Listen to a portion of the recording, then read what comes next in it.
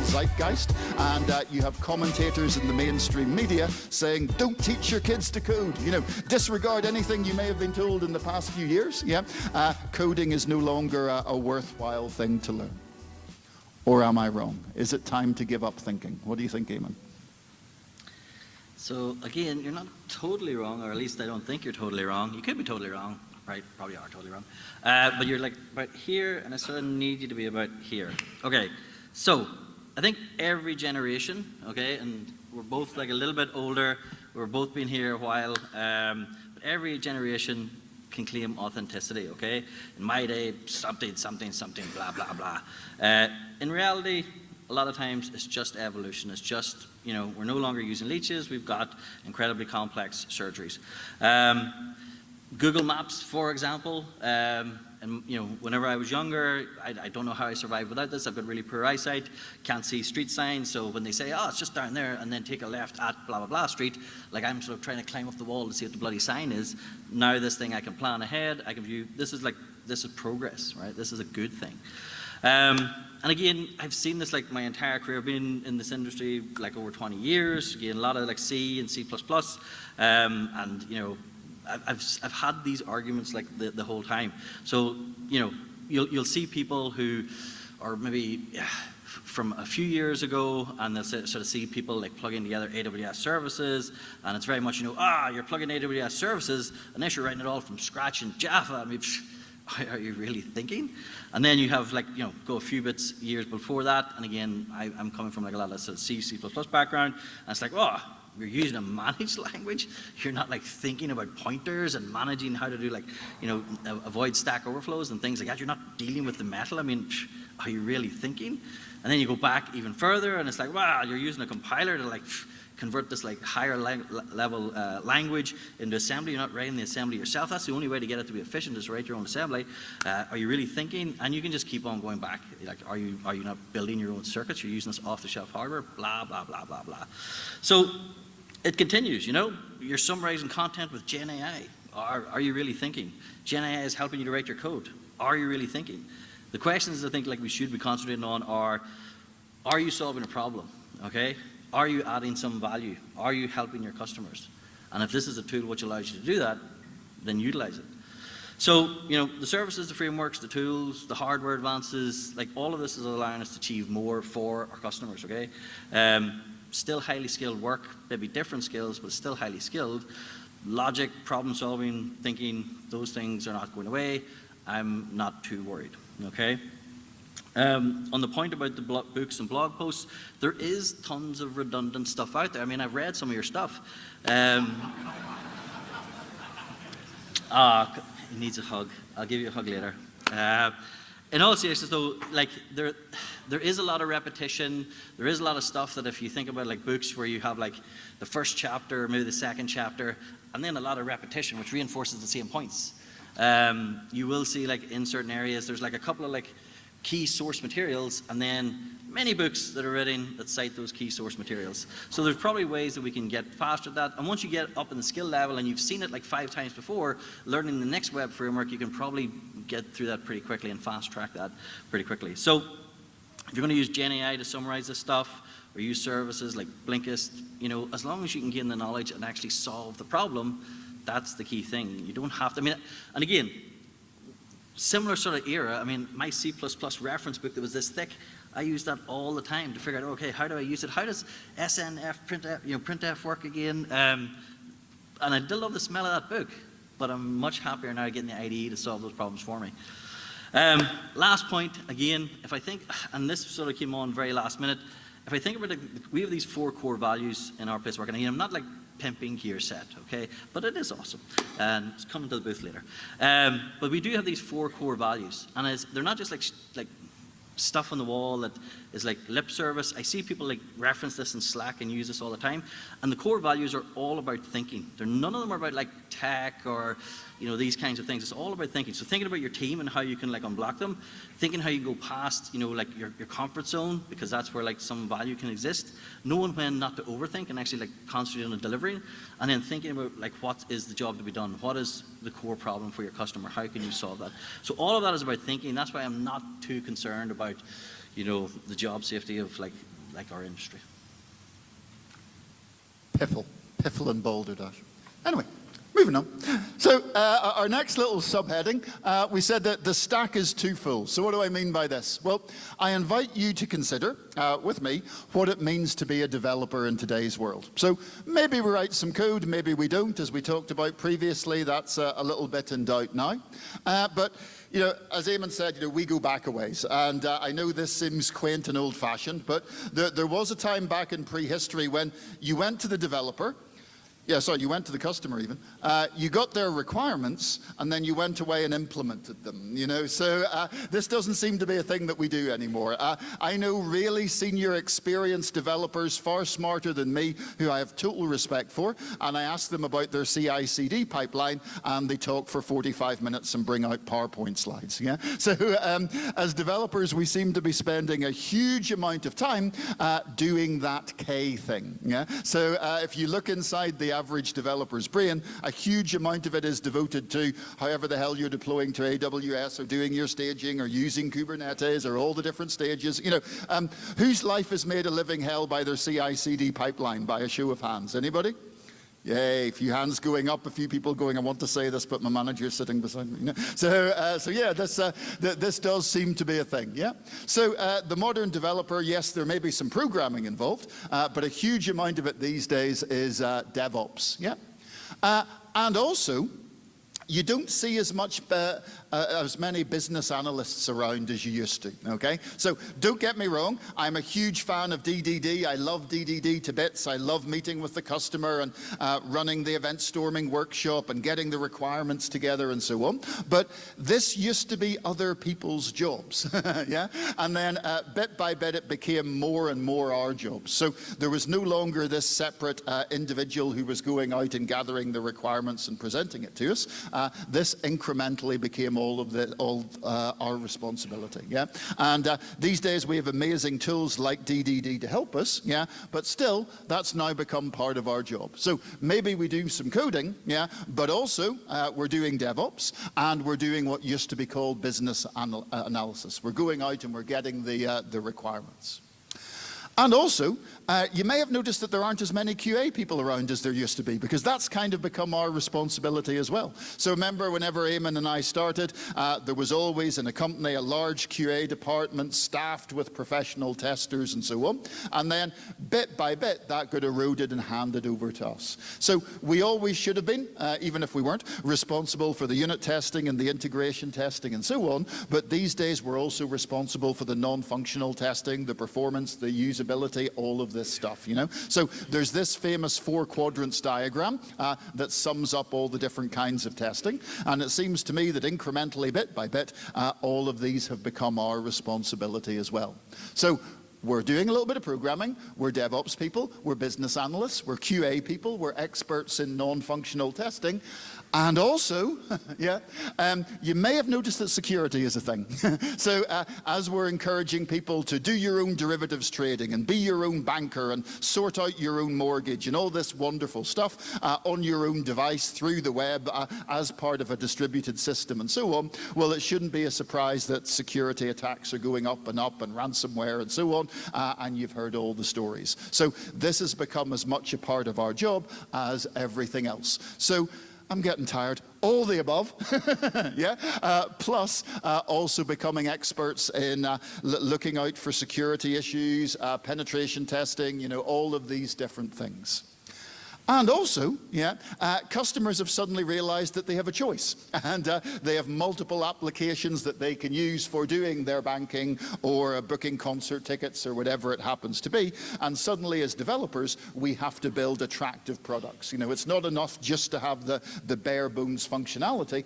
We now have to suck in the customer, yeah? So 80% of new products fail, often because, not because they have the correct functionality, but because they just don't present it in a correct, appealing way. And that's why suddenly now we need to understand this double diamond pattern, and every project seems to have, as well as a project manager, it also has a product manager as well, and everybody's really concerned about the user experience and so on. So has anybody else seen this really come to the fore in the last few years, where user experience and your companies now have product managers and all this kind of thing? But by a show of hands? Yay, yep. So a certain number of people seem to have experienced this.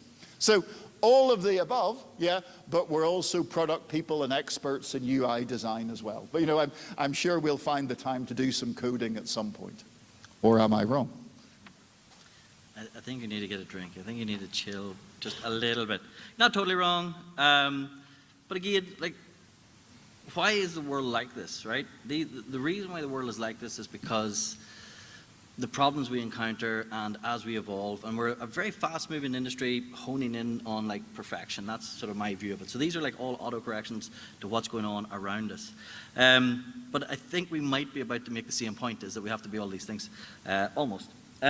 Like handover communication is difficult, especially around like the QA aspect of things, of like, you know, build it, throw it over the wall. Hey, we've got this bug. No, you don't. It works on my machine. No, we do. Well, try to reproduce it. Can't reproduce it. Let me go off and get some more reproduction steps. Here's the reproduction steps. Yep, tried it. Didn't work. Okay. Back and forth, back and forth, back and forth. Hey, it turns out it is a bug. So that sort of stuff is really hard. It gets in the way of getting stuff out the door. So I think there is certain aspects where if we can make things full stack, it avoids narrow focus and allows us to go faster. So if I was sort of thinking about your list and then maybe sort of reordering it, I'd probably start with like the product side of things, and I'd say like along the way here we do have specialists, but we do need to make sure that we're solving the right problems, and we do need sort of everybody along the chain to be thinking about that. So again, going back to that sort of jobs to be done value that we have, you know, we have product managers, but everybody along there will be thinking about the why. When you're building the thing, you need to understand the why. You need that for whenever you're making micro decisions. You need to be able to have like more heads in there thinking about the actual problem and thinking about the optimizations and the smallest slice that you can get out to your customers. We also have UX people as well, but again, we expect every developer to have a certain, a certain interest in this, a certain thought process, because you don't want to like deliver this where it's just like, oh, you need a button? I can find some pixels. There's like a rectangle here. Yeah, exactly. You know, and there's still lots of UIs that are sort of like this today. These are like real things, and apologies if like anybody in the room worked on this. But this is something that, you know, we do want to sort of challenge. We do want people to think about. Security, again, this is like a super specialist thing. It's probably the thing that sort of frightens me most about our industry. But every feature, every endpoint, that's a possible exploit. We need people to be aware of this. We need people to be conscious of it and to be thinking about it. They're not always going to get it right, but it does need to be prioritized when we're in designs, and we sort of see this all the time, right? So like just the end of last year, 23andMe, this can be like a design thing. So it's a design feature of the system that, you know, once they got in with it, like a smaller number of accounts, like so thousands of accounts, you then can get access by a feature of the system to, you know, 7 million records, which is like horrendous. Knights Capital, this one's a really interesting one. It came up recently in a conversation internally. So this is like from 2012, and it was really just like all bad software practices that brought down this $1.4 billion business with like 1,400 employees. And the things that basically went wrong here was dead test code in a production system, a feature flag that activated it, which basically said, you know, buy high, sell low for test purposes. It getting out there, new system, hey, there's a feature flag, I'll reuse that. Why? Because they're so expensive. And then that feature flag getting switched on in production, and this test code going, let's buy high, sell low. That sounds like a good idea. So like bad software practices can have these effects. We want people to be security conscious, even though it is a very specialist thing. Yes, sorry. We have to build the thing. We're going to be programmers. We're going to think about DDD. We're going to have to understand, you know, what it is that we're building. I think we should think about making sure that it is working and works over time and build out those automation suites. Again, we can maybe have specialists. There are specialists out there, but we need to get past the, you know, it works on my machine. And people should have accountability and responsibility for that kind of stuff. I thought I was really, really tired. I've had a couple of trips recently, so I just thought I'd steal your slide. Bugs are, again, another security hole, so yeah, we need to do it. Yeah, and then we need to keep it running. So we do have to think about DevOps. And again, these systems, they're like when they're typically tricky to get started, but then after that they save time. They're paying dividends. The fact that I can just like push code up and it just auto builds and auto lints and auto tests and then gets automatically deployed, or if we have a manual release system that there's like 100 steps getting done with a click of a button. So these things are things that I want, even though we have specialists. So yeah, this is where we ended up. Again, like in our company, we have specialists, but they support then the engineers who also have to have these thoughts running through their heads, okay? And you know, there are jobs out there. You know, I just went on a job site yesterday, looked for some of these jobs, filtered, and again, the searches in some of these job sites was pretty terrible, but I filtered by like picking a high salary and said, okay, just give me the ones that are like this high a salary, and there's hundreds of them in all of these specialisms. So the specialisms still do exist. Not as many as, you know, software engineers, but again, thinking about the shape of an ideal team, it sort of makes sense, and thinking about the budgets of some companies that can't afford to have these specialists, again, totally makes sense. So, you know, there's basically real world constraints that are going to dictate how many hats we have to wear, and you know, how much those hats weigh, or how much time you're spending doing this role or that role. I just put these roles into ChatGPT and said, hey, how much time should I spend on these as a software engineer? This is the answer. So if everybody can write down those numbers, that's what you should be doing. It does depend on the kind of project you're doing. It does depend on your company shape. It does depend on your budgets and all sorts of different real world constraints. But these things should be in our heads in some form. So yeah, I agree with you. We should be there. I think I'm dragging you over to the dark side one little bit at a time. Right, so I think we're on the penultimate one perhaps. So next one is, we're the problem. So whenever I started out in IT, this was kind of the view of software engineers, that yes, we had contributed a lot to the world and we had enabled a lot and achieved a lot and we were driving expensive cars and so on, but at the same time we were very unenviable and sad. Yeah. So you see here, Accidental Empires, great book. If we look at the subtitle, with apologies for the sexism, but How the Boys of Silicon Valley Made Their Millions, Battle for in Competition, and still can't get a date, okay? So yes, we'd done great things, but you didn't really want to be us because, you know, we weren't, you know, we weren't really important people. Nerds. Yeah? Nerds, yeah, that's the word I was looking for, thank you, nerds, yeah. And then time has gone on, and suddenly, you may have noticed over the past few years, we're the baddies, okay? So we're the ones producing all of this cloud computing infrastructure, which is destroying the planet. We're the ones destroying conversation and human interaction through social media. We're the ones promoting AI, which is going to take over the planet and kill us all. And our industry has huge issues with misogyny and sexism and so on.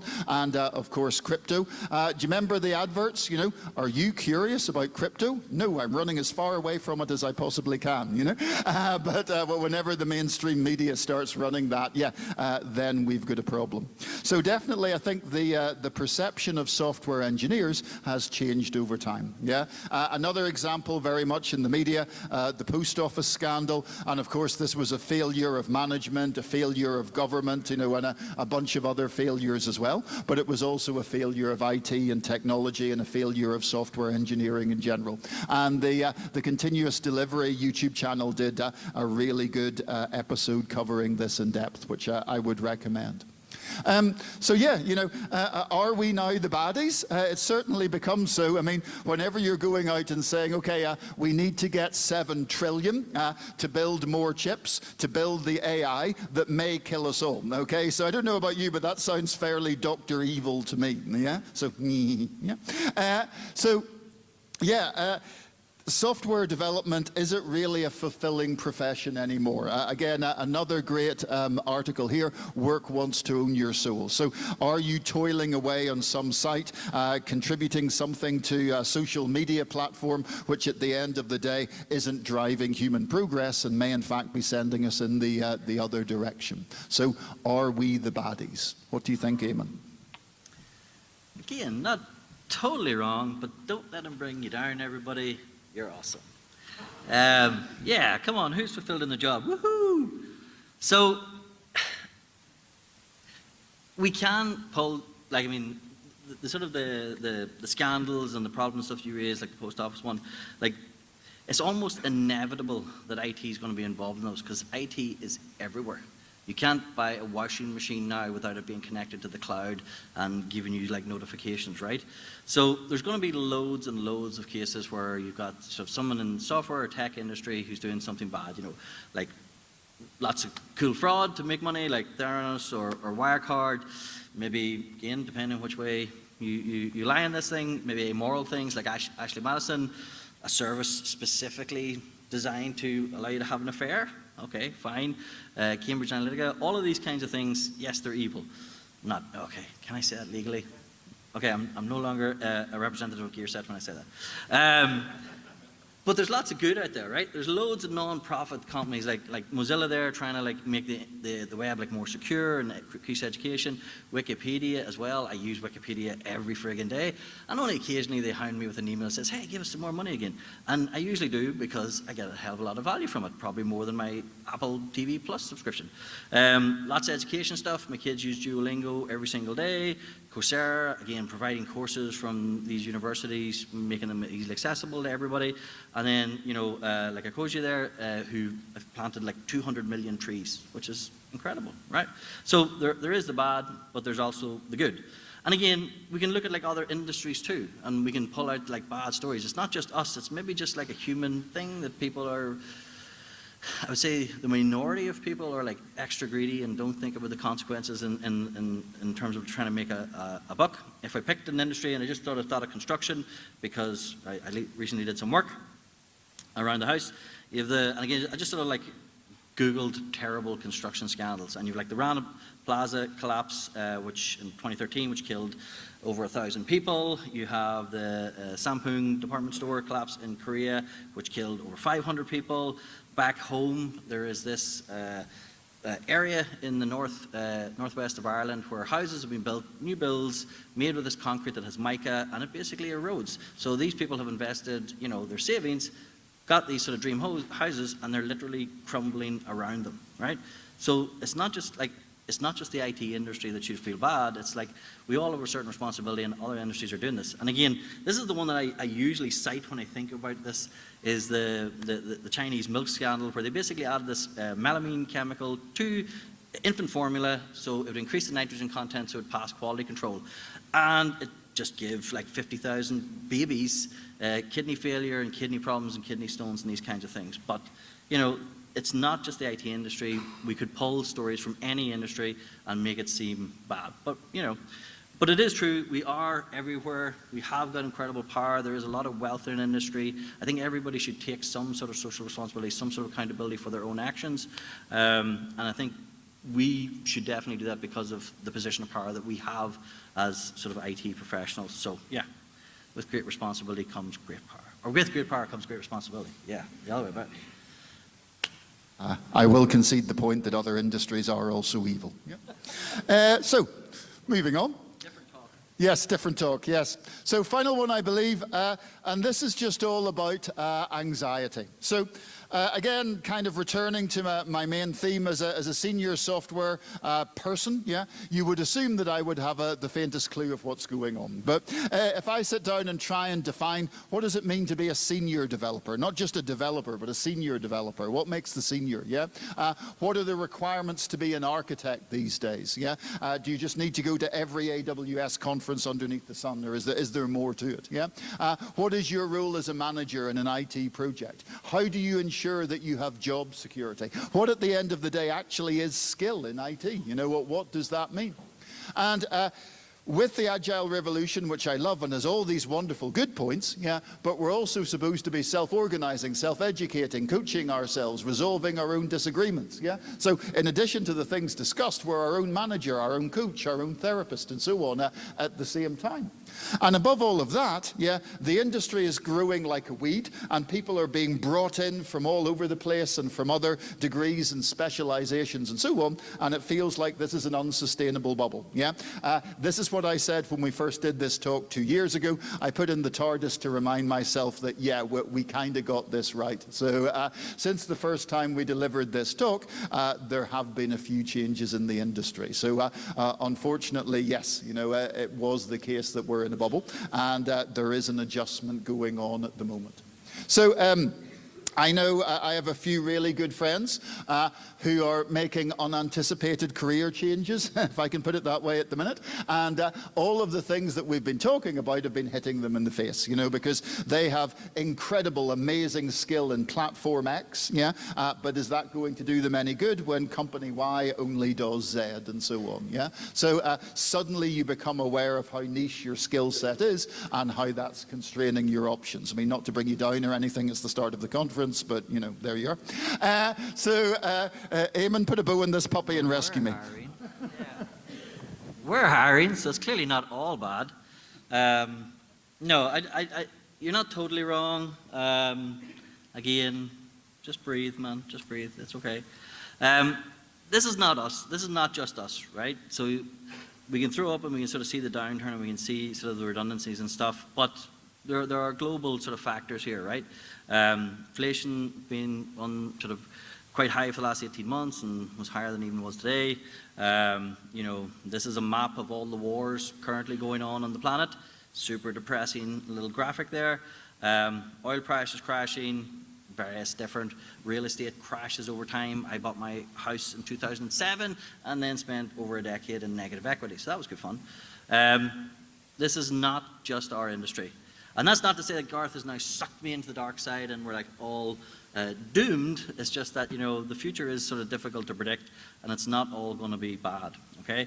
Again, this one, I was in two minds with whether or not to throw up this slide, because these are sort of some positive things. If we look sort of over the last 100 years, we think about the planet, and if you go and read Factfulness book, was really, really good, that looks at some of the data around these kinds of things are generally better than they have been in other points in history.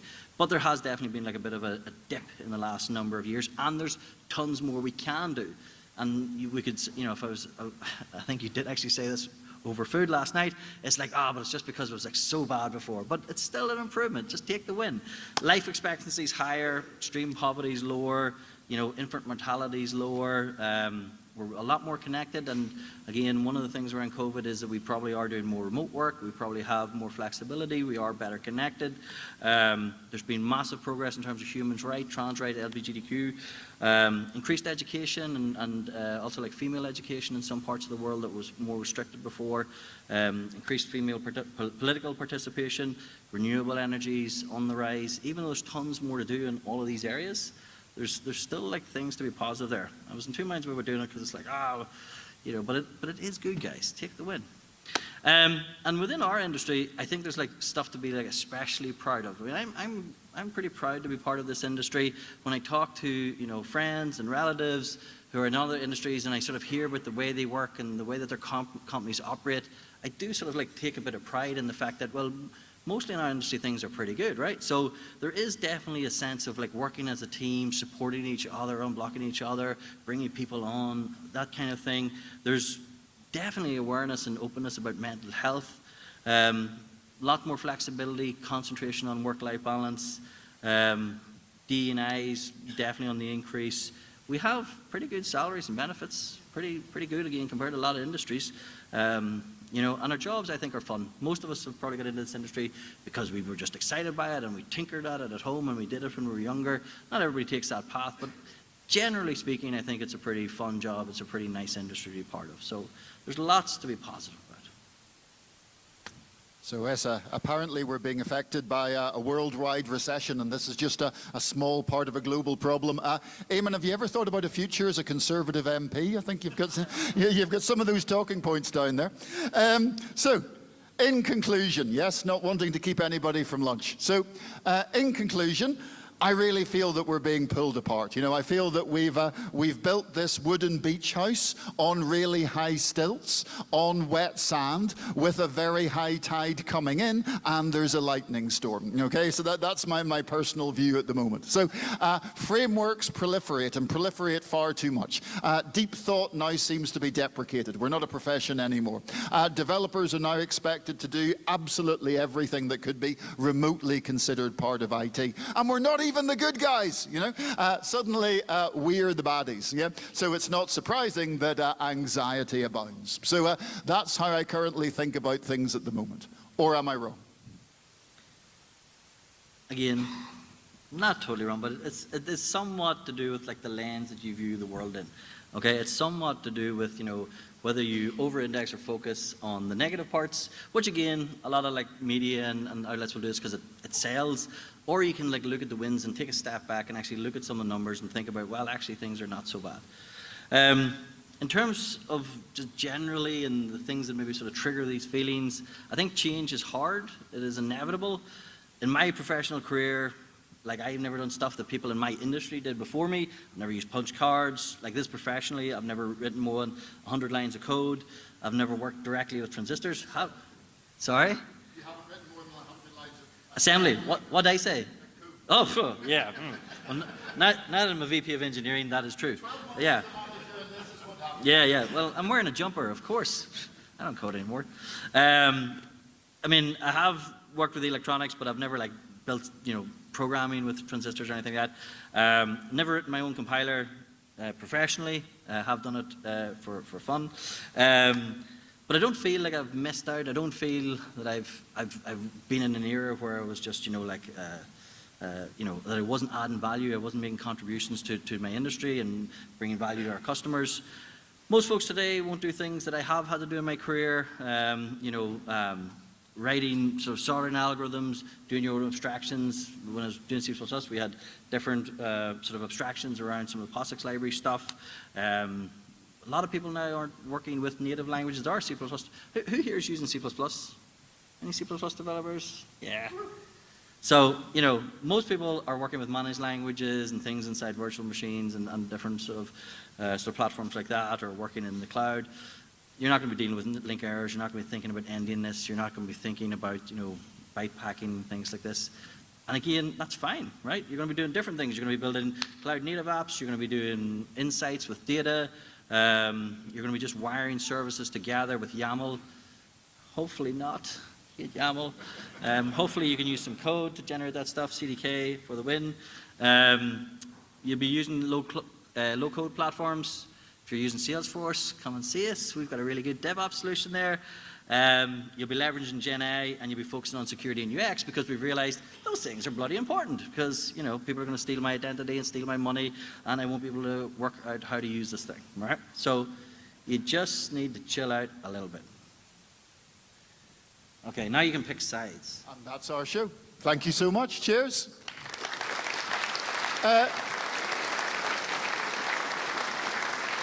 Just before we hand the mic back, and I think, do we have time for a little bit of Q&A? Yeah, cool. So, but just before we do the Q&A, can I say, who is on the side of darkness? Can I have a show of hands for those on the side of darkness? Okay. Yeah, thank you. And, but black cloaks will be dispensed at the back. Thank you so much. And who is on the side of light? There we go. Dang, damn it. Okay. Oh, well. Try again next year. We'll see how things have gone. Yeah. So if I can open the floor to Q&A. Raise your hand if you have a question. Yeah.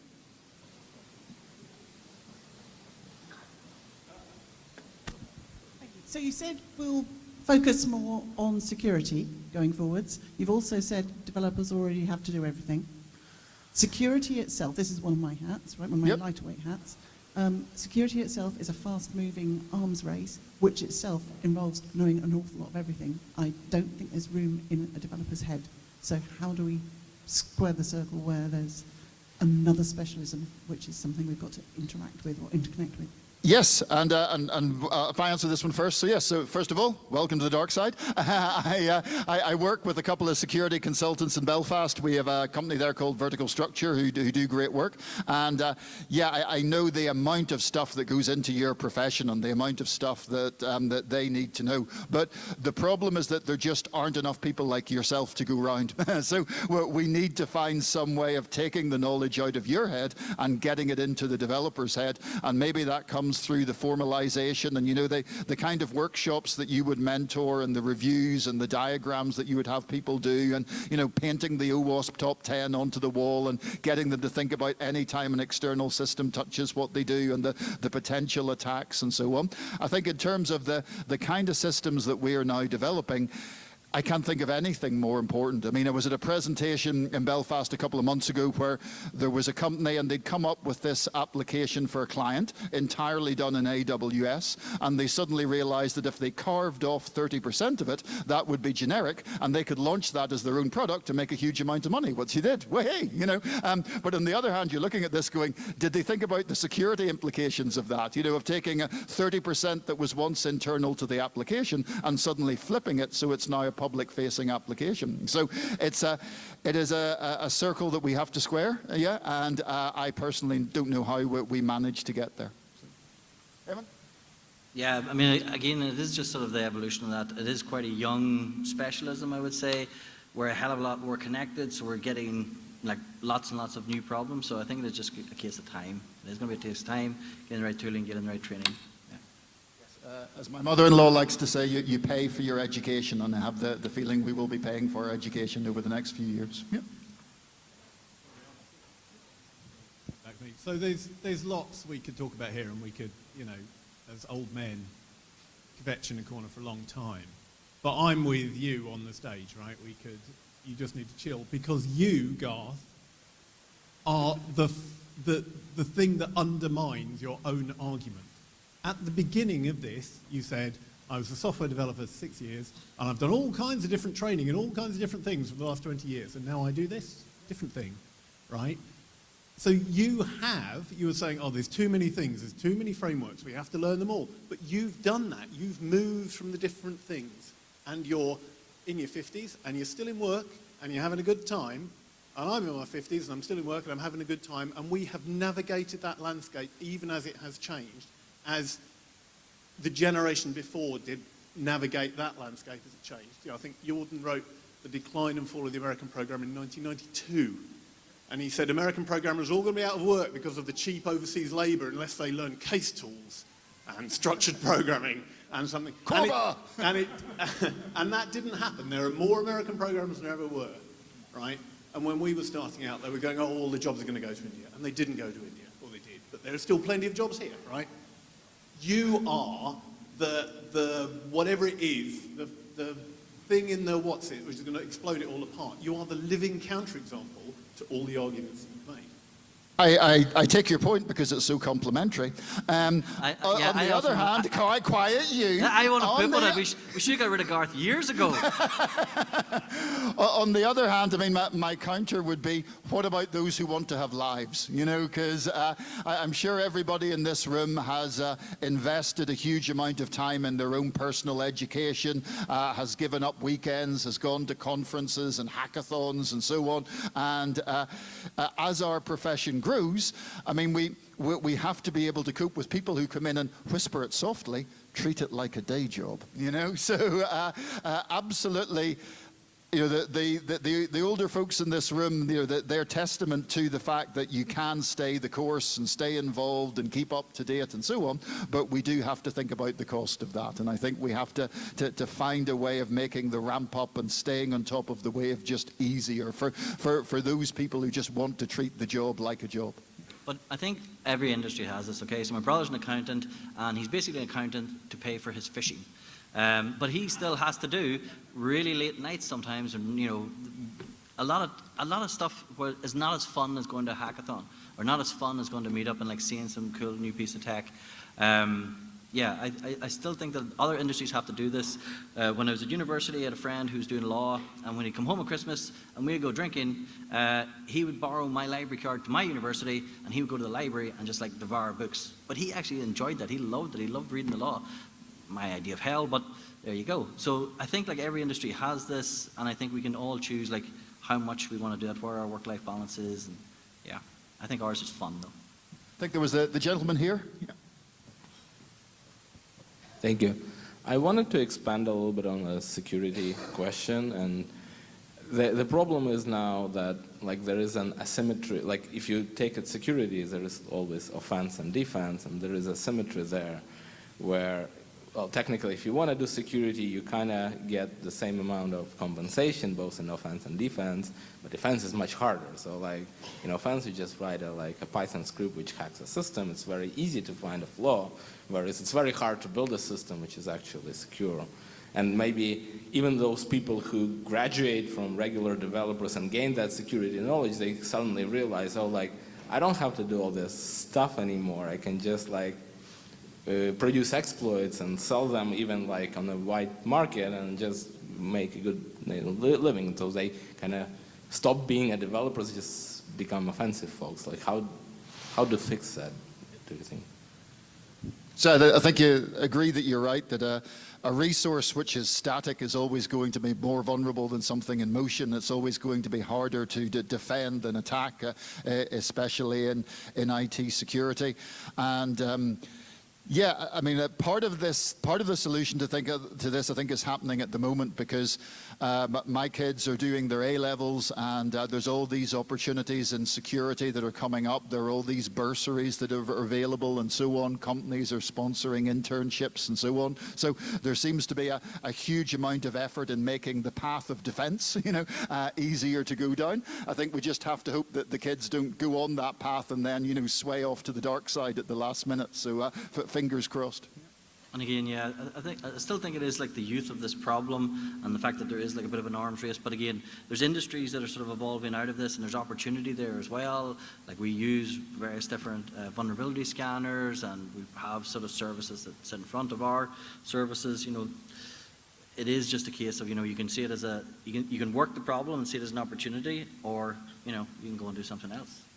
I would say if there's one thing that gives me hope, it's the bitterness and cynicism of children today, So how many people here have kids that watch Cinema Sins and stuff like that, where they just, they take adverts or movies or whatever, and it just gets absolutely dissected and pulled apart and so on. And the kids I know, they're so suspicious of the underlying motives of people on TV and social media and so on, and they're just worried and concerned, and I think that's very positive. Yeah,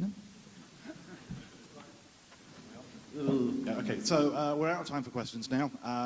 Thank you very much to Garth and Naaman for your lilting tones. And before we go and feed ourselves, we're actually going to have Chris Elliott from the feed, who's just going to have a couple of minutes and tell us about their project and what it is they're doing. So round of applause for Garth Naaman and for Chris.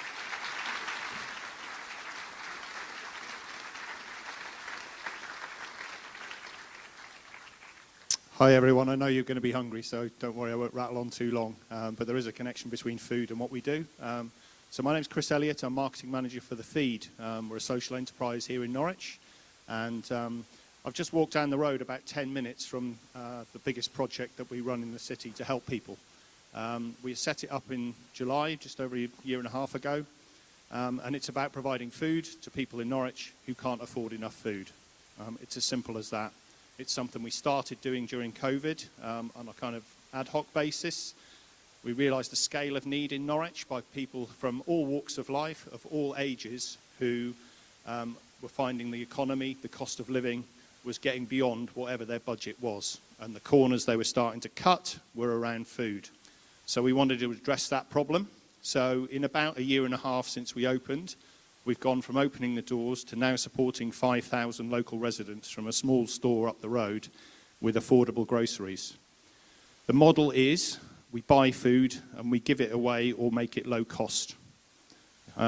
It's not a great business model if you're looking at the bottom line. To give an example, we spend about £1,000 a month on fresh fruit and vegetables, and we give that away. We also give away bread and sanitary products because those are items that we don't want anyone ever going without. All the other items in the store are priced up, but probably lower cost than anywhere else. So as an example, I did a little photo and a little campaign we're going to start just now is £10 for our 10th birthday. I've just put it live online, but basically I did a photo of what a £10 shop looks like in our store, and I did an equivalent against 2 other supermarkets, and their price was £22 pretty much for the same basket. So we're super low cost, but of course that entity is only viable through other support, other funding. And so fundraising is really helpful. So when Alex got in touch about today's event and tomorrow and said they're doing a raffle, you might think that's not much, but that helps people in Norwich up the road in their thousands have a meal. So that's probably enough for now. But look up the feed, look up our website, look up our social media. If you want to know more, find Chris Elliott on LinkedIn. Thank you. Enjoy your lunch. Thank you, Chris.